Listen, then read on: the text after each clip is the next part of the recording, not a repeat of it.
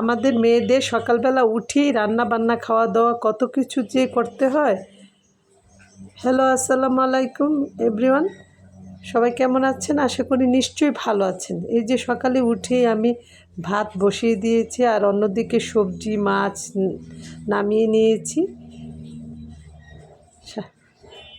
আর এদিকে বাজার নিয়ে এসেছে, বাজার থেকে আলু আর বাদাম নিয়ে এসেছে। বাদামটা আসলে অনেক পুষ্টিকর ও স্বাস্থ্যসম্মত।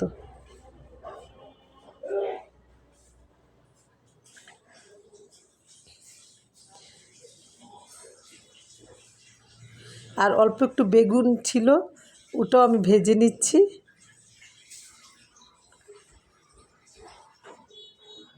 হলুদ মরিচ লবণ মাখিয়ে নিচ্ছি ভাজার জন্য।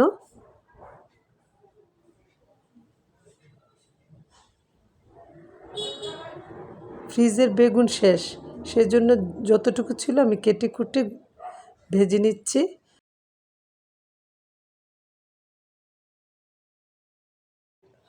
এদিকে অল্প একটু টমেটো টক রান্না করব, সেই জন্য মশলা দিয়ে রেডি করে নিলাম। আর বেগুনটা ভেজে নিচ্ছি নাস্তার জন্য। গতকাল রান্না করেছিলাম, রুই মাছ আছে, কিন্তু সকালে উঠেই মাছ খেতে চায় না। সেই জন্য নাস্তার জন্য আমি বেগুন ভাজা, ডিম সিদ্ধ আর ডাল টক বসিয়ে দিয়েছি। এখনই চলে যাবে স্কুলে আমার ছোট বাচ্চাটা খেয়ে। ভাতও বেড়ে দিয়েছি, প্যান থেকে নামিয়ে বেগুন ভাজাও আমি দিয়ে দিলাম।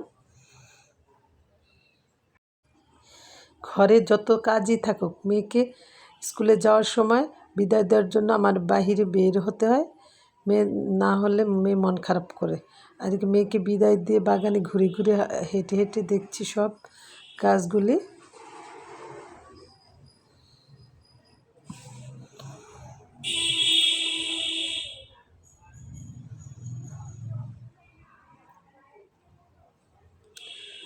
এটা আমার তুলসী গাছ, এটা থেকে আমি তুলসী চা খাই, উপকারী গাছ। অন্যদিকে আমি উঠানের অন্য পাশের গাছগুলিও দেখিয়ে দিচ্ছি। এটা কি গাছ, কি ফুল, লিপস্টিক ফুল বলি আমরা। চমৎকার দেখতে, ভালো লাগে। আজকের আকাশটা অনেক পরিষ্কার, রোদে জ্বলজ্বল করছে।